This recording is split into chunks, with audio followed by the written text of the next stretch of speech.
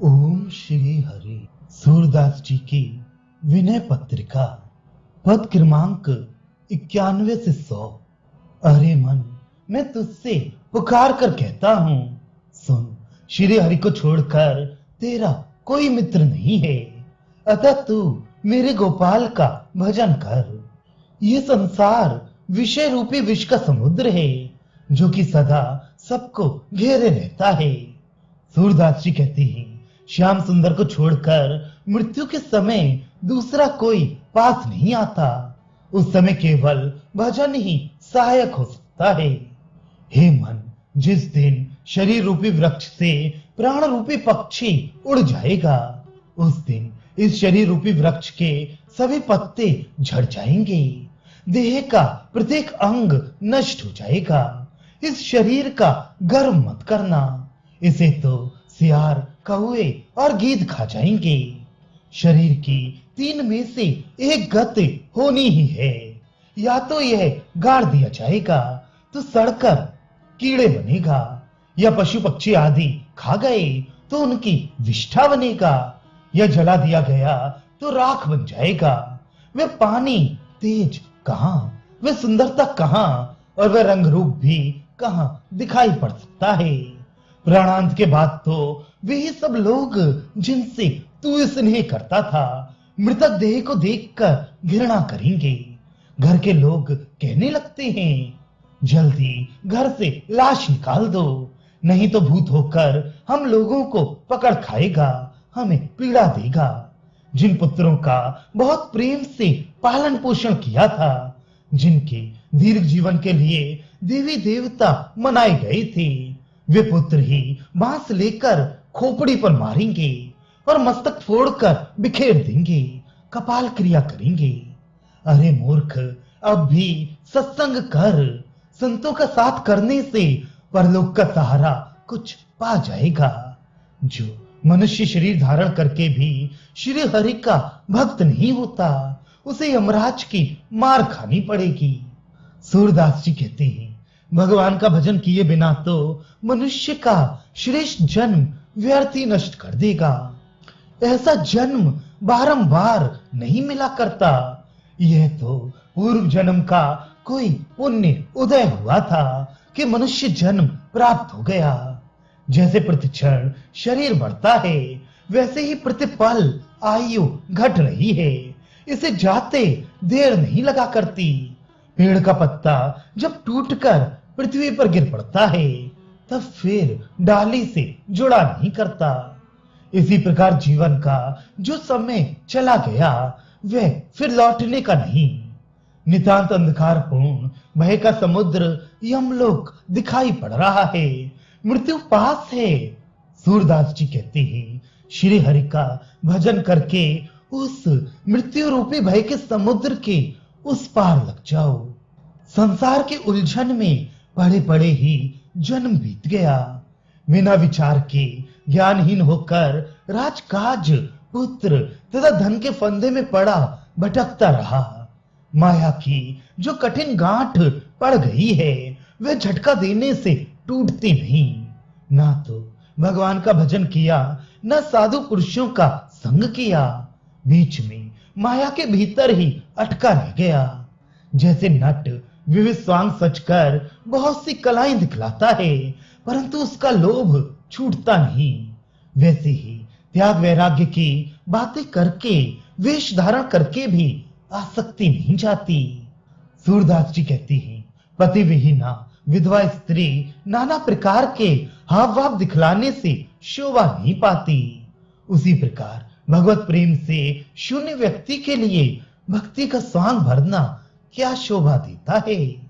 श्री अदुनाथ के भजन में ना घर घर भटकते हुए, या पड़े पड़े सोते हुए, अथवा व्यर्थ बैठे हुए इसी प्रकार जन्म बीत गया। या तो कहीं खाने पीने या स्त्री सहवास में लगे रहे, या कहीं अमर्ष भरा विवाद करते रहे। जैसे बाजीगर नट अनेक रूप बनाता है, वैसे ही कभी कंगाल हुए और कभी प्रभुता प्राप्त की, कभी सावधान नहीं हुए। अवसर निकल गया और अब जल के बिना मछली के समान असहाय हो गए। सूरदास जी कहते हैं, मेरी यह गत तो इस प्रकार ऊपर के ढंग में लगने से हुई है, तब श्याम सुंदर से कैसे मिले। मैंने संसार में व्यर्थ ही जन्म लिया, श्री हरि की भक्ति तो कभी की नहीं। घर में आकर अपनी माता को अपने भार से व्यर्थ पीड़ा दी। यज्ञ जप तप आदि पवित्र कर्म तो किए ही नहीं, अपनी मंद बुद्धि का ही विस्तार किया। प्रभु तो प्रत्यक्ष हैं, विश्व के रूप में वे ही प्रकट हैं, कभी दूर नहीं हैं। आंख फैलाकर देख तो सही, किंतु माया बड़ी प्रबल है, उसने सारे संसार को ठग लिया है। इसी से माया के जुए में सब लोग जन्म रूपी धन हारते हैं। सूरदास जी अपने आप से कहते हैं कि श्री हरि के सुयश का गान करो, जिससे संसार का भार दूर हो।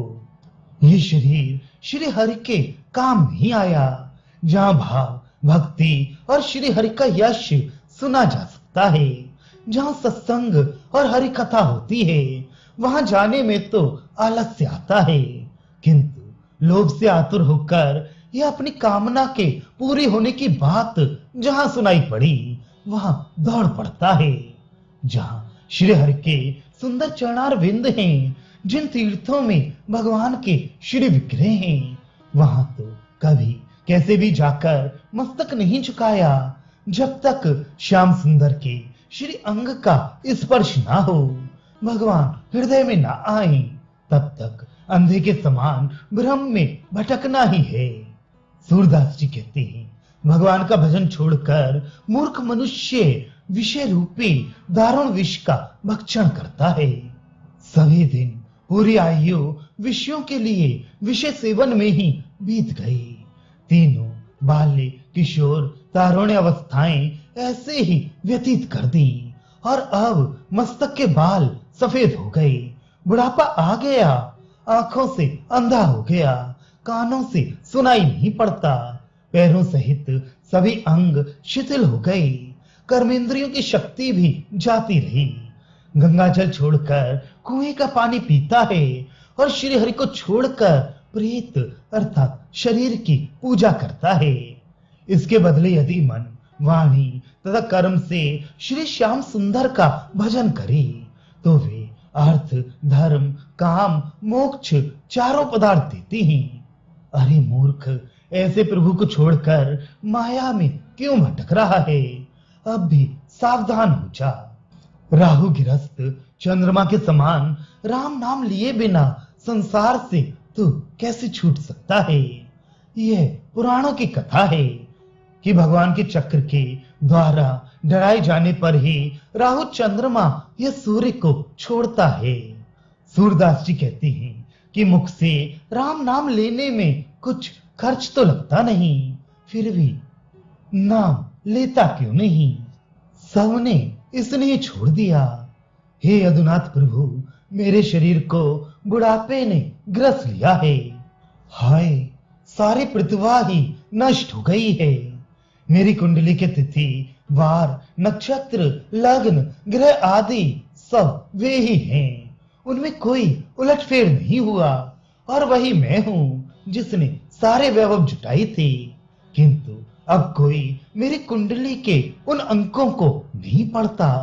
मुझसे लोगों के स्वार्थ साधने का समय चला गया। किसी को स्वार्थ सिद्ध होने की मुझसे आशा न रही।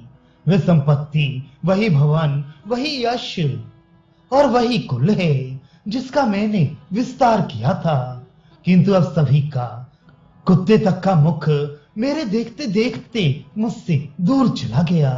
अब उसी कुल एवं भवन के लोग, यहां तक कि कुत्ते भी मुझे मुख दिखाना नहीं चाहते। वर्ष के दिन वर्ष बीत जाने पर पंचांग पुराना हो जाता है, बार बार नवीन पंचांग लिखा जाता है। मैं भी बीते वर्ष के पंचांग के समान अनुपयोगी तथा उपेक्षित हो गया हूं। सूरदास जी कहती हैं, हे प्रभु, अपने कर्मों के दोष को विचार करके अब आपकी शरण में आया हूं। दोनों में से एक भी कार्य नहीं हो सका। ना तो श्री हरि का भजन किया और ना घर का सुख ही भोगा। आयु व्यर्थ बीत गई। मन में कुछ और निश्चय किया था, किंतु हुआ कुछ और ही। अज्ञात गति, भाग्य की गति, देव जो कुछ करता है वे कुछ समझ में नहीं आता। पुत्री, स्त्री, हित मित्र तथा सारे कुटुंब से स्नेह करके प्राणी रात दिन क्षीण होता रहता है, और भगवान के चरणों की नख रूपी चंद्रमा से विमुख होकर उसका चकोर रूपी मन अंगार में दाहक विषय भोगों का सेवन करता रहता है। विषय भोगों के विकार से दावा नल त्रिताप उत्पन्न हुआ और उसे मोह रूपी वात ने अलग दर्द पहुंचा। वात से प्रेरित होकर जलते हुए उस विषय रूपी वन में भटकते भटकते बहुत दुख भोगा, किंतु विषय सेवन का स्वभाव अब भी छूटा नहीं। अब पश्चाताप करने से क्या होता है, बहुत विलंब कर दिया, जीवन के बहुत दिन नष्ट कर दिए। सूरदास जी कहते हैं कि जो सकल सुख में हैं उन कृपा निधि प्रभु की सेवा भजन तो किया ही नहीं।